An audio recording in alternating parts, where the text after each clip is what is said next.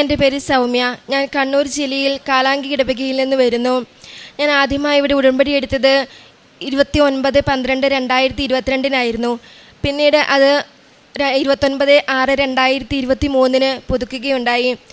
2 വർഷത്തിന് ശേഷം എൻ്റെ ഹസ്ബൻഡിന് ഒരു ആക്സിഡൻറ്റ് സംഭവിക്കുകയും തലയ്ക്ക് മുറിവുണ്ടാവുകയും ചെയ്തു.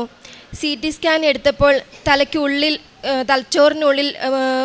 തലച്ചോറിനുള്ളിൽ മുറിവുണ്ടെന്നും അത് ബ്ലീഡിങ് ഉണ്ടാകാനുള്ള സാധ്യതയുണ്ടെന്നും പറഞ്ഞു. ബ്ലീഡിങ് ഉണ്ടാകുമ്പോൾ കോമ സ്റ്റേജ് വരെ പോകുന്ന പേഷ്യൻ്റെയൊക്കെ ഞാൻ ഒത്തിരി കണ്ടിട്ടുണ്ട്. ഞാനും ഒരു നേഴ്സാണ്, ICUയിലാണ് വർക്ക് ചെയ്യുന്നത്. അപ്പോൾ ബ്ലീഡിങ് ഉണ്ടായിട്ടുള്ള പേഷ്യൻ്റെയൊക്കെ കോമ സ്റ്റേജ് വരെ പോകുന്നത് ഞാൻ ICUയിൽ ഒരുപാട് കണ്ടിട്ടുണ്ട്. അപ്പോൾ ആ സമയത്ത് എനിക്ക് മറ്റൊന്നും ഓർക്കാൻ കഴിയുന്നുണ്ടായിരുന്നില്ല. ഞാൻ മാതാവിൻ്റെ കാശുരൂപ മുറുകെ പിടിച്ചു. അതോടൊപ്പം തന്നെ പ്രത്യക്ഷീകരണ പ്രാർത്ഥന ചൊല്ലുകയും മാതാവിൻ്റെ തൈലം ഇടയ്ക്കിടയ്ക്ക് ചേട്ടായ തലയിൽ തൂത്തു കൊടുക്കുകയും പ്രാർത്ഥിക്കുകയും ചെയ്തു.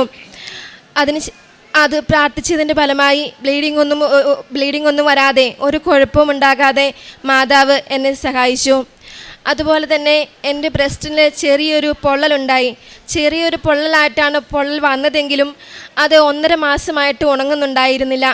1.5 ദിവസം ഞാൻ ഡ്രസ്സിങ്ങിന് പോകുകയും ആശുപത്രിയിൽ പോയി ഡ്രസ്സിങ് ചെയ്യുമെങ്കിലും അത് പഴുക്കുകയും കൂടുകയുമാണ് ചെയ്തത്. മുറിവ് ഉണങ്ങുന്നുണ്ടായിരുന്നില്ല. അതോടൊപ്പം തന്നെ ഞാൻ അവിടെ മാതാവിൻ്റെ വിശുദ്ധ തൈലം പുരട്ടുകയും പ്രാർത്ഥിക്കുകയും ചെയ്തു. ഇതിന് ഫലമായി 2-3 ദിവസത്തിനുള്ളിൽ തന്നെ ആ വിശുദ്ധ തൈലം തൂത്തതിൻ്റെ ഫലമായി എൻ്റെ പൊള്ളിയത് ഒരു പോറൽ പോലും ഏൽക്കാതെ, ഒരു പോറൽ പോലും ഇല്ലാതെ നന്നായി ഉണങ്ങുകയാണ് ഉണ്ടായത്.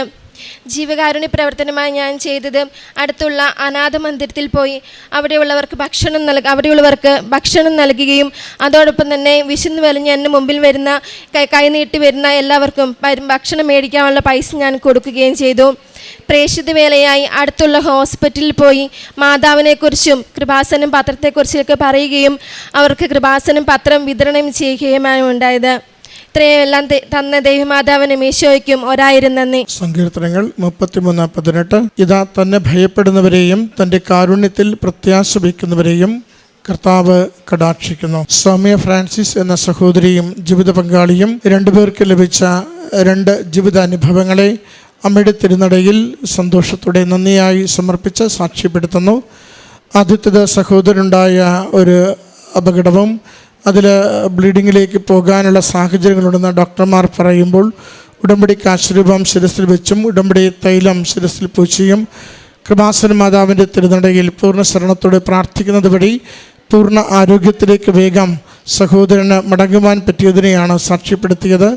രണ്ടാമത് ദേഹത്തുണ്ടായ ഒരു പൊള്ളൽ, അത് അനുദിനം കൂടുതൽ വഷളാവുകയും വലുതാവുകയും ചെയ്തുകൊണ്ടിരുന്നപ്പോൾ 1.5 മാസം എത്തിയിട്ടും അതുണങ്ങാതെ, മുറിവുണങ്ങാതെ, എത്ര മരുന്ന് കഴിച്ചിട്ടും യാതൊരു പ്രയോജനവുമില്ലാതെ നിൽക്കുന്ന നാളുകളിലാണ് ഉടമ്പടി തൈലം അവിടെ പുരട്ടി പ്രാർത്ഥിക്കുകയും വിശ്വാസ പ്രമാണം ചൊല്ലി സൗഖ്യത്തിനു വേണ്ടി അമ്മ മാതാവ് വഴി ഈശോയിൽ ആശ്രയിക്കുകയും ചെയ്യുക.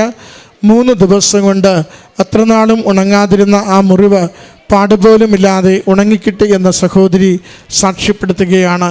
നമ്മുടെ ഓരോ ഉടമ്പടിയുടെ നേർച്ച പുസ്തകം അത് നിരവധി തവണ ആശീർവദിച്ച് പ്രാർത്ഥിച്ച് പ്രത്യേകമാമിതൻ ജോസഫച്ചൻ തൻ്റെ ദൈവകൃപയിൽ ആശ്രയിച്ചുള്ള പ്രാർത്ഥനയിലൂടെ, അമ്മയിൽ ആശ്രയിച്ചുള്ള മധ്യസ്ഥതയിലൂടെ അത് ഫലമായി തീരുന്നതിന് വേണ്ടി പ്രത്യേകം പ്രാർത്ഥിച്ച് നമുക്ക് കൈമാറുന്നവയാണ്.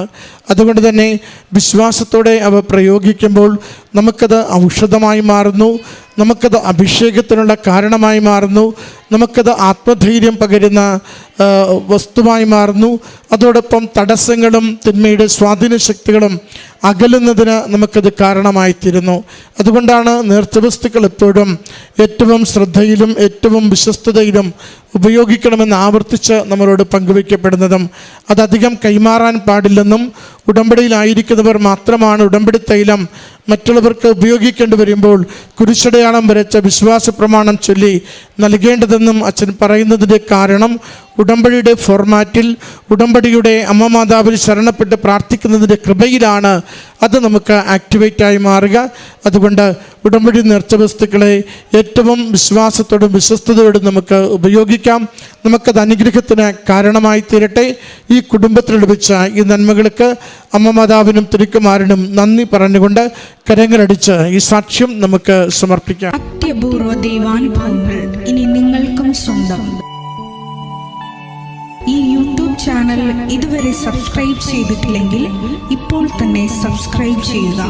ഈ വീഡിയോ ഇപ്പോൾ തന്നെ നിങ്ങളുടെ സുഹൃത്തുക്കൾക്ക് ഷെയർ ചെയ്തുകൊണ്ട് കർത്താവിൻ്റെ പ്രേക്ഷിതരാകുക.